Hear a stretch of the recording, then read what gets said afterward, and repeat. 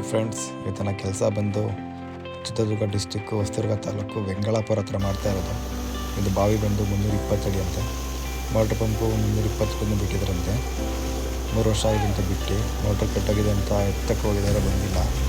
But ಏನಂದರೆ 120 ಅಡಿ full silt jam ಆಗಿತ್ತು. ಒಂದೊಂದೇ ಅಡಿ ಕ್ಲೀನ್ ಮಾಡ್ಕೊಂಡು ಹೋಗಿ ಪಡಿ ಫುಲ್ ಕ್ಲೀನಾಗಿದೆ. ಲಾಸ್ಟಿಗೆ ಸರ್ಪಿನ ಪಡಿ ಸೋಪು ಎಲ್ಲ ಹಾಕಿ ಟ್ರೈ ಮಾಡಿದ್ದಾರೆ, ಬಂದಿಲ್ಲ ಇದು. ಹಾಗಾಗಿ ಕಾಲ್ ಮಾಡಿ ತಿಳಿಸಿದ್ರು, ಆಗಿದೆ ವಾಷಿಂಗ್ ಮಾಡಿ ಇಟ್ಕೊಡಿ ಅಂತ ಹೇಳಿದರು. ಬಟ್ ಏನಂದರೆ ಇದರಿಂದ ಹಿಂದೆ ಒಂದು ಬೋರ್ ಕೊಡಿಸಿದ್ರಂತೆ, ಆ ಬೋರ್ ಫೇಲ್ ಆಗಿದೆ. ಬಟ್ ಇದು ಒಂದು ಬೇಜಾರಾಗಿ ಅವ್ರ ಮನೆಯವರು ಯಾರೋ OT ಪ್ಯಾಕೆಟ್ ಬಿಸಾಕಿದ್ದಾರೆ. ಅದೇ ಪಾಯಿಂಟ್ ಅಂತ ಹೇಳಿ ಎಲ್ಲ ಕೊಡಿಸಿ ಅಂತ ಹೇಳಿ ಕೊಡಿಸಿದ್ದಾರೆ. ಬಟ್ ತಡಿಗೆ ನೀರು ಸಿಕ್ಕಿದೆ, ಹಾಗಾಗಿ ಬೋರ್ ಚೆನ್ನಾಗಿದೆ, ಏನೂ ಆಗಿಲ್ಲ ಪ್ರಾಬ್ಲಮ್ಮು. ಅದೆಲ್ಲ ಫುಲ್ಲು ಕೇಬಲ್ ಕಟ್ಟಾಗಿ ಒಳಗಡೆ ಎಲ್ಲ ಬಿದ್ದೋಗಿತ್ತು. ಕಾಸ್ಟ್ ಮಾಡಿ ತೆಗಿಬೇಕಾದ್ರೆ ಕೇಬಲ್ ಸಿಕ್ತು, ಕೇಬಲ್ ಬಂದಿದೆ. ಬಟ್ 2 ಕೇಬಲ್ ಜಾಯಿಂಟ್ ಹಾಕಿದ್ದಾರೆ, ಹಾಗಾಗಿ ಒಂದು ಕೇಬಲ್ ಕಿತ್ಕೊಂಡು ಬಂದಿತ್ತು ಅರ್ಧ.